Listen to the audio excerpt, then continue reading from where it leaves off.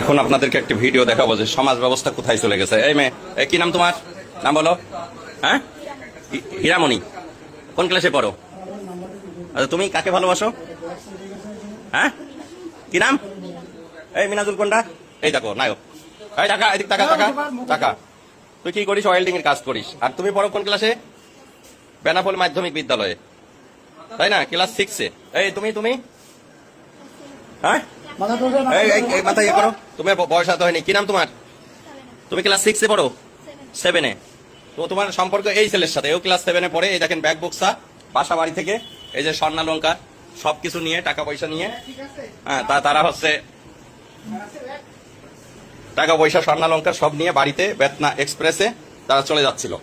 বেতনা এক্সপ্রেসের আমাদের এই যে জয়নুল ভাই, তার কাছে টিটিরা সবাই সোপর্দ করেছে। পরে আমার বাড়িতে নিয়ে আসছে, এমন প্রয়োজনীয় ব্যবস্থা গ্রহণ করা হবে। অবশ্যই অভিভাবকরা এই মুহূর্তে আসবে। অভিভাবকদের আসার পরেই আমরা আইনগত ব্যবস্থা যেটা হয়। খুবই দুঃখজনক এই সমাজ ব্যবস্থা কোথায় চলে যাচ্ছে।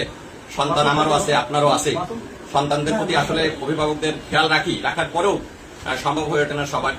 ওই একটা মেয়ের বাবা থাকে বিদেশ, আর এটা ক্লাস 7-এ পড়ে, তারা একই স্কুলে পড়ে, আর একটা ওয়েল্ডিং এর কাজ করে, খুবই অল্প বয়স্ক, যেটা মানে ভাবা যায় না। তারা অলরেডি বাড়ি থেকে পালায়ে তারা হচ্ছে এখন চলে যাচ্ছে।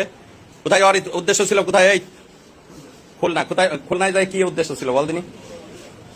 কি পরিকল্পনা করেছিলি বল, কথা বল। কি পরিকল্পনা করছিলি? কি পরিকল্পনা করছিলি? যাই কি বাসা ভাড়া নিয়ে থাকবে এরকম একটা চিন্তা ভাবনা? তো বিয়ে হয়? তোদের বয়স হয়েছে? বিয়ে হইতো? বল। অযথা তো পুলিশকে তোরা হয়রানি করতি। যাই হোক ভিউয়ার্স, এই হচ্ছে সমাজের অধঃপতন। ভালো থাকবেন সবাই। আসসালামু আলাইকুম।